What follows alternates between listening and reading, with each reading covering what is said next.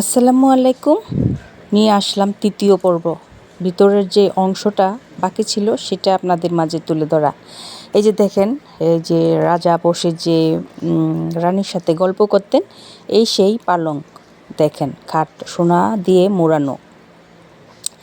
আসসালামু আলাইকুম, কেমন আছেন সবাই?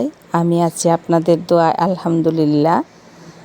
আমি তৃতীয় পর্ব নিয়ে আপনাদের মাঝে হাজির হলাম যে আমরা কাসাত্তার রয়্যাল প্লেসে যেখানে গিয়েছি সেখানে অংশবিশেষ অল্প অল্প করে তুলে ধরেছি আপনাদের মাঝে সেটাই এখন তৃতীয় পর্ব নিয়ে আপনাদের মাঝে আবারও হাজির হলাম। এই যে দেখেন, সোনা দিয়ে তৈরি কি সুন্দর কারুকাজ।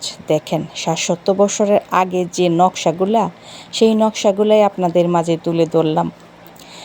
আসলে এতটাই বড়, এটার মধ্যে থিয়েটার বলেন, লাইব্রেরি বলেন,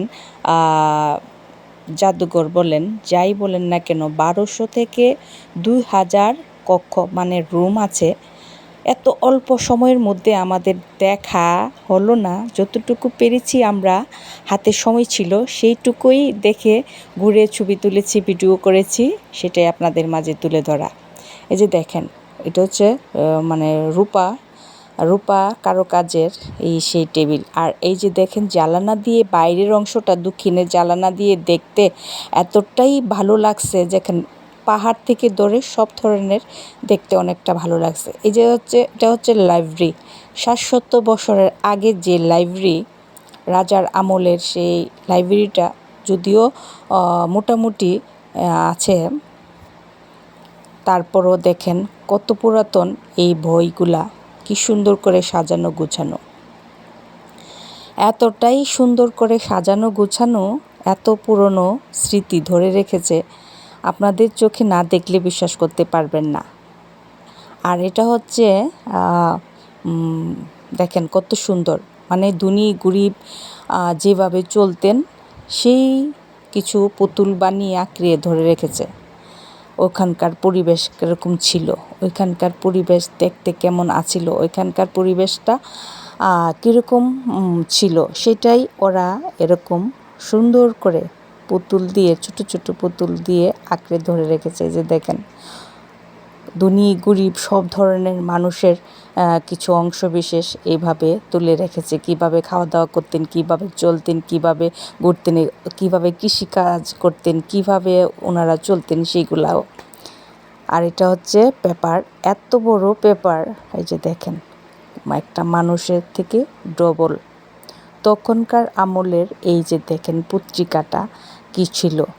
এই যে দেখেন, এটা হচ্ছে ভিতরের যে অংশ। এই যে দেখেন, প্রত্যেকটা রুমের মধ্যে দেখার মতো জায়গা, প্রত্যেকটা রুমের মধ্যে। এই যে দেখেন কতগুলা রুম, এতগুলা রুম অল্প সময়ে দেখা আমাদের পক্ষে সম্ভব হলো না। আমরা যতটুকু পেরেছি বাইরে ভিতরে সমানে চেষ্টা করেছি দেখার জন্যে।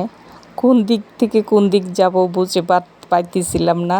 তারপরেও যতটুকু দেখেন, প্রত্যেকটা, এই যে দেখেন এদিকে রাস্তা আছে, এদিকে রাস্তা আছে, ওইদিকে রাস্তা আছে। এখন কোন দিক দিয়ে ঢুকবো, কোন দিক দিয়ে বেরিয়ে আসবো, কোন দিক দিয়ে যাব, সেটাই খুঁজে পাচ্ছিলাম না। তারপরও আমি, লাভলি ভাবি, নূপুর ভাবি, আমরা চেষ্টা করেছি যতটুকু পেরেছি, যে কয়টা রুম দেখার জন্য দেখে চলে আসলাম, যেহেতু আমাদের হাতে সময় ছিল না। এই যে দেখেন, লাভলি ভাবি, নূপুর ভাবি, আমরা কোন দিক দিয়ে যাব। প্রত্যেকটা রাস্তায় একই রকম দেখতে, ডিজাইনগুলো একই রকম। আর আপনার এতটাই চমৎকার, ওয়াও বললেও কম হয়ে যাবে, এত সুন্দর। তো যে দিকে পেরেছি সেই দিকেই তুলে ধরার চেষ্টা করেছি। তারপরও যতটুকু সময় ছিল, যতটুকু সময় পেয়েছি, যতটুকু দেখার মতো চেষ্টা করেছি, সেগুলাই আপনাদের মাঝে তুলে ধরা। এই যে দেখেন, উপরের যে ছাদের অংশটা, যেদিকে যাই সেদিকে শুধু তাকিয়ে থাকতে ইচ্ছে হয়। এত সুন্দর নকশাগুলা, এত সুন্দর কারুকাজ, এত সুন্দর। আমি যতটাই দেখতেছিলাম ততই অবাক হচ্ছিলাম যে আসলে এত সুন্দর রাজার বাড়ি। রয়্যাল প্লেস এতটাই সুন্দর, বিশ্বের মধ্যে রয়্যাল প্লেস সবাই বিভিন্ন দেশ থেকে আগত ট্যুরিস্টরা এখানে এসে তারা দেখেন। শেষমেশ আমরা যতটুকু পেরেছি ঘুরে ফিরে চলে আসলাম, কারণ আমাদের হাতে আর সময় ছিল না, আমাদের জন্য অপেক্ষা করতেছিল। আমরা তারপরও চলে আসলাম। এই যে দেখেন আমাদের জন্য অপেক্ষা করতেছিল আমাদের 3 নাম্বার বাস। আমরা 7-8টা বাস যেহেতু নিয়ে গেছি, এখন বাসে ওঠার পালা, সেটাই আপনাদের মাঝে তুলে ধরা। এই যে দেখেন আমাদের বাসগুলো আমরা খুঁজতেছি। আসলে ওখানে হাতে যারা সময় আছে তারা সময় নিয়ে যাবেন। আর ভিতরে অনেক সুন্দর থিয়েটার আছে, অনেক সুন্দর লাইব্রেরি আছে, অনেক সুন্দর জাদুঘর আছে। যাই বলেন সব কিছু আস্তে ধীরে দেখতে পারবেন। আমাদের তাড়াহুড়ার জন্য এক হচ্ছে আমরা লেটে গিয়েছি, দ্বিতীয় হচ্ছে সময়ের অভাবের জন্য ওরকম করে দেখা হলো না, তৃতীয়ত এত অল্প সময়ের মধ্যে যতটুকু দেখেছি সবটুকু মিলিয়ে মিশে আলহামদুলিল্লাহ, সেটাই আপনাদের মাঝে তুলে ধরা। যাই হোক, ভুল কিছু হলে ক্ষমা করবেন। আমি ইতালি থেকে বেগম ফেরদৌসী বলছি। আসলে নেপোলি রাজার বাড়িটা এত সুন্দর, মিউজিয়াম হিসেবে এখন পরিচিত, উল্লেখিত করেছে যে ভাষায় প্রকাশ করা যায় না। দেখেন প্রত্যেকটা সোনার তৈরি। এই যে দেখেন কত সুন্দর ফটোগ্রাফারগুলা ছিল। এত পুরাতন ছবি, তারপরেও মনে হয়েছে যে এইমাত্র ছবিগুলা আর্ট করছে।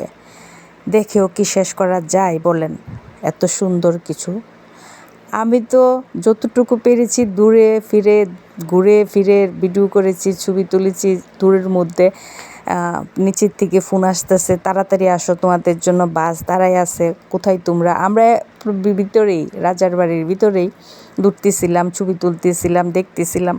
বারবার তো এত অল্প সময় নিয়ে যাওয়া যায় না, সেই জন্য যতটুকু পেরেছি ভিতরে দেখেই আসছি।